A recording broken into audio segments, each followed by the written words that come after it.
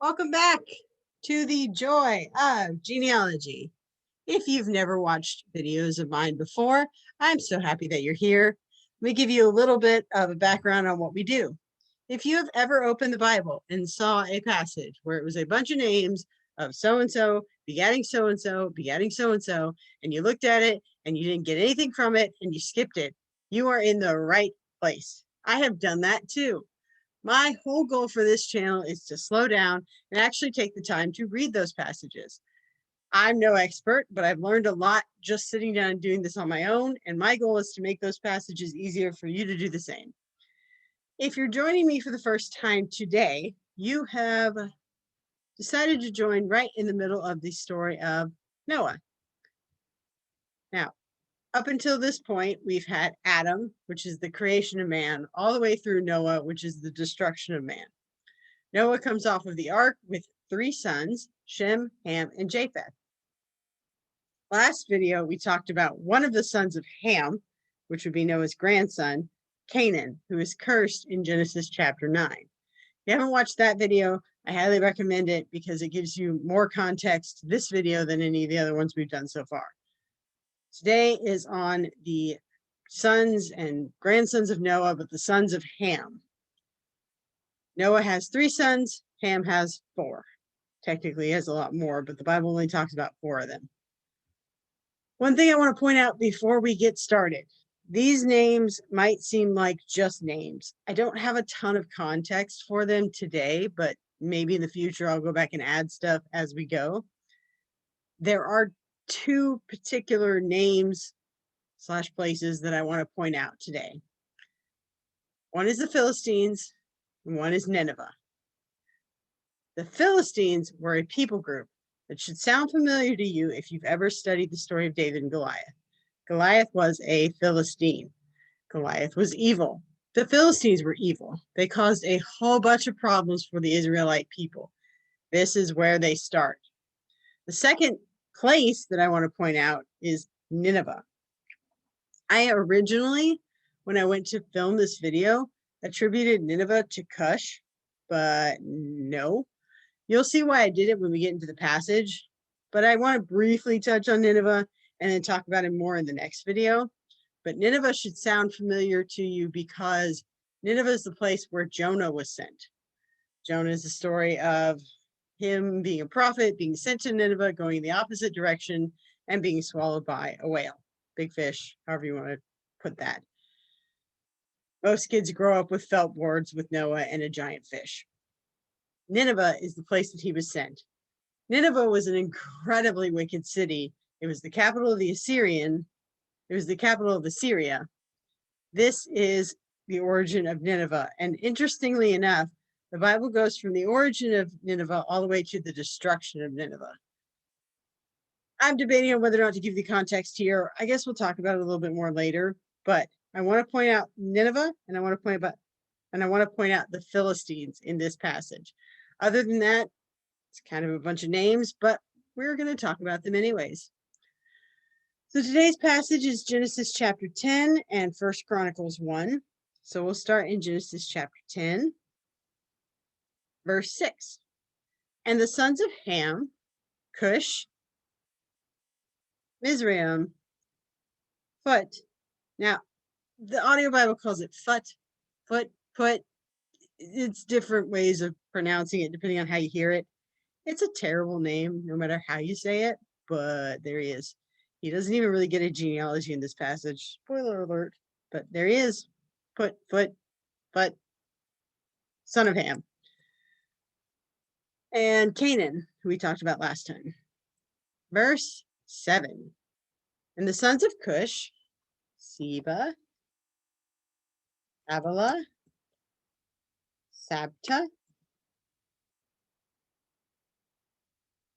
Raamah, and Sabtika. If you really want to impress your Bible study people, go in there and pronounce that name correctly the first time. Honestly, you probably won't know the difference, but it is, according to the audio Bible, Sabtika.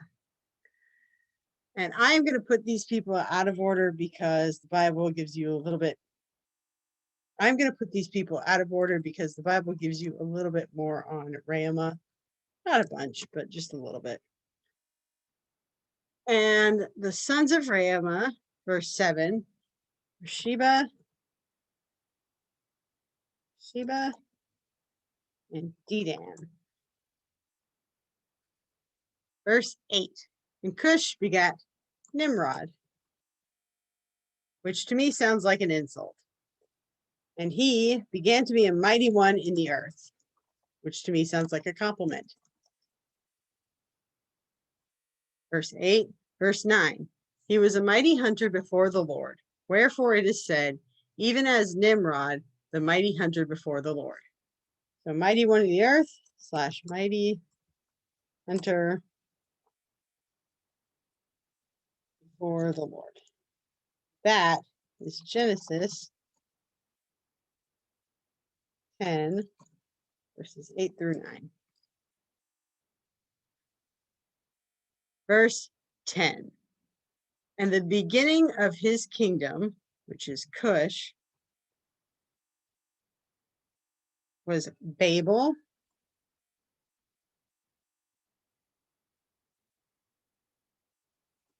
which is in italics because it's a place. So I want to make that very clear. I'm trying to distinguish between people, groups, and names and places, but again, I'm out of colors. So the places are in italics.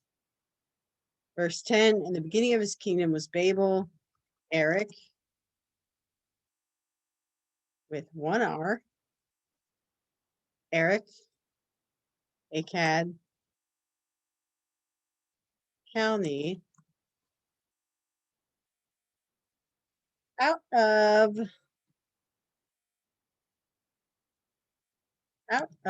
the land of Shinar.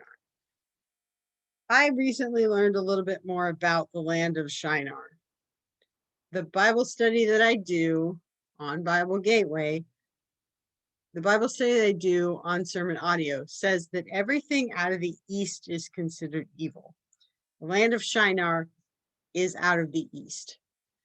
We're going to talk a little bit more about the land of Shinar in some upcoming videos briefly, but out of the land of Shinar, Babel, Eric, Akkad, Calneh. Verse 11, out of that land went forth Asher and builded Nineveh, and the city Rehoboth and Calah.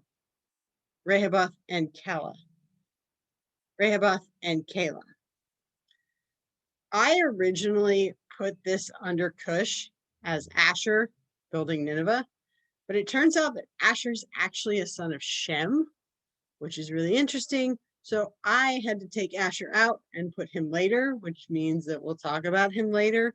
But per verse 11, out of that land, the land of Shinar, went forth Asher and builded Nineveh, and the city Rehoboth and Calah.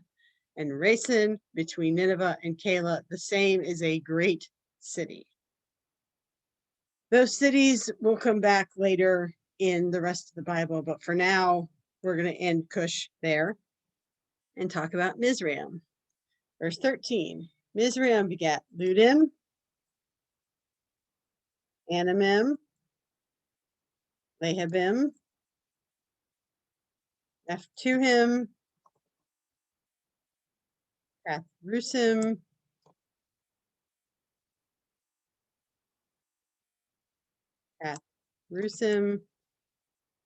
Casluhim, out of whom came Philistines.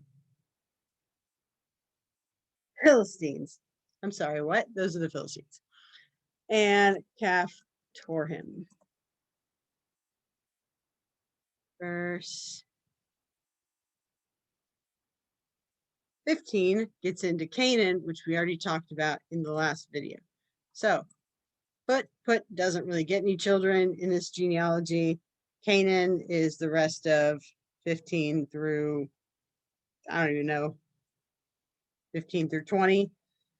There's a whole video on that if you're interested. And lastly, we will double check this with 1 Chronicles 1, verses 8 through 12. And the sons of Ham, Cush, Mizraim, Put, and Canaan. Verse 9. And the sons of Cush, Seba, Havilah, Sabta, Raamah, Sabtika. And the sons of Raamah, Sheba, Dedan. And Cush begat Nimrod, who even here began to be mighty upon the earth. And Mizraim begat Ludim, Anamim, Lehabim, Nephtuhim, Pathrusim, thou slew him, out of whom came the Philistines, and Caphtorim. And then you get into Canaan. So we have finished the second son of Noah. Bet you can't guess what's coming up next. The third son, Shem, the line of Christ. So please stick around for that video upcoming. Glad you stuck around for this one, and I hope you come back soon. Bye.